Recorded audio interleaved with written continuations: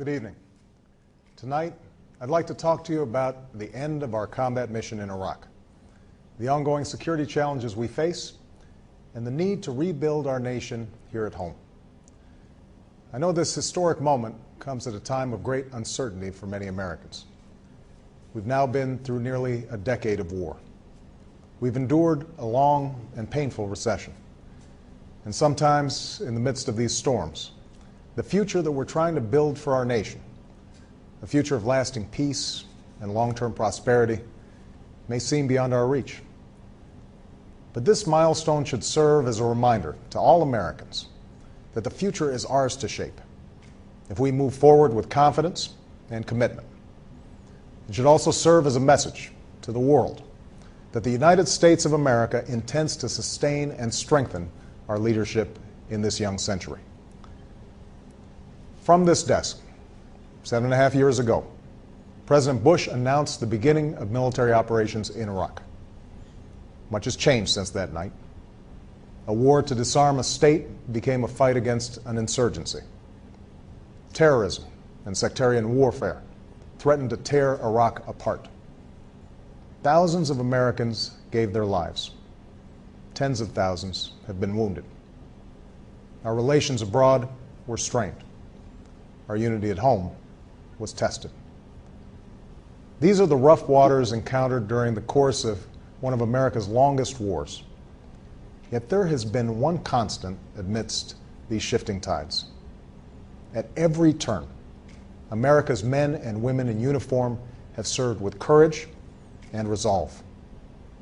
As Commander-in-Chief, I am incredibly proud of their service. And like all Americans, I am awed by their sacrifice and by the sacrifices of their families. The Americans who have served in Iraq completed every mission they were given. They defeated a regime that had terrorized its people. Together with Iraqis and coalition partners who made huge sacrifices of their own, our troops fought block by block to help Iraq seize the chance for a better future. They shifted tactics to protect the Iraqi people, trained Iraqi security forces, and took out terrorist leaders. Because of our troops and civilians, and because of the resilience of the Iraqi people, Iraq has the opportunity to embrace a new destiny, even though many challenges remain. So tonight, I am announcing that the American combat mission in Iraq has ended. Operation Iraqi Freedom is over, and the Iraqi people now have lead responsibility for the security of their country. This was my pledge to the American people as a candidate for this office. Last February, I announced a plan that would bring our combat brigades out of Iraq, while redoubling our efforts to strengthen Iraq's security forces and support its government and people. That's what we've done. We've removed nearly 100,000 U.S. troops from Iraq. We've closed or transferred to the Iraqis hundreds of bases. And we have moved millions of pieces of equipment out of Iraq. This completes a transition to Iraqi responsibility for their own security. U.S. troops pulled out of Iraq's cities last summer, and Iraqi forces have moved into the lead with considerable skill and commitment to their fellow citizens. Even as Iraq continues to suffer terrorist attacks, security incidents have been near the lowest on record since the war began, and Iraqi forces have taken the fight to al-Qaeda, removing much of its leadership in Iraqi-led operations. This year also saw Iraq hold credible elections that drew a strong turnout. A caretaker administration is in place as Iraqis form a government based on the results of that election.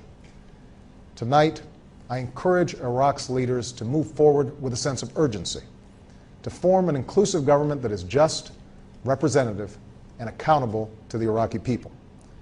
And when that government is in place, there should be no doubt the Iraqi people will have a strong partner in the United States. Our combat mission is ending, but our commitment to Iraq's future is not. Going forward, a transitional force of U.S. troops will remain in Iraq with a different mission, advising and assisting Iraq's security forces, supporting Iraqi troops in targeted counterterrorism missions, and protecting our civilians. Consistent with our agreement with the Iraqi government, all U.S. troops will leave by the end of next year. As our military draws down, our dedicated civilians, diplomats, aid workers, and advisors are moving into the lead to support Iraq as it strengthens its government, resolves political disputes, resettles those displaced by war, and builds ties with the region and the world. That's a message that Vice President Biden is delivering to the Iraqi people through his visit there today. This new approach reflects our long-term partnership with Iraq, one based upon mutual interest and mutual respect. Of course, violence will not end with our combat mission. Extremists will continue to set off bombs, attack Iraqi civilians, and try to spark sectarian strife. But ultimately, these terrorists will fail to achieve their goals. Iraqis are a proud people.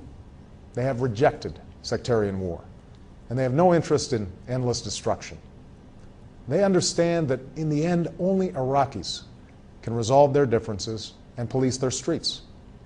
Only Iraqis can build a democracy within their borders. What America can do and will do is provide support for the Iraqi people as both a friend and a partner. Ending this war is not only in Iraq's interest, it's in our own. The United States has paid a huge price to put the future of Iraq in the hands of its people. We have sent our young men and women to make enormous sacrifices in Iraq and spent vast resources abroad at a time of tight budgets at home.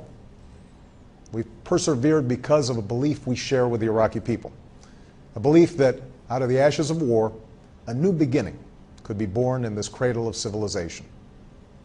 Through this remarkable chapter in the history of the United States and Iraq, we have met our responsibilities. Now, it's time to turn the page. As we do, I'm mindful that the Iraq War has been a contentious issue at home. Here, too, it's time to turn the page. This afternoon, I spoke to former President George W. Bush. It's well known that he and I disagreed about the war from its outset. Yet no one can doubt President Bush's support for our troops or his love of country and commitment to our security. As I've said, there were patriots who supported this war and patriots who opposed it. And all of us are united in appreciation for our servicemen and women and our hopes for Iraqi's future.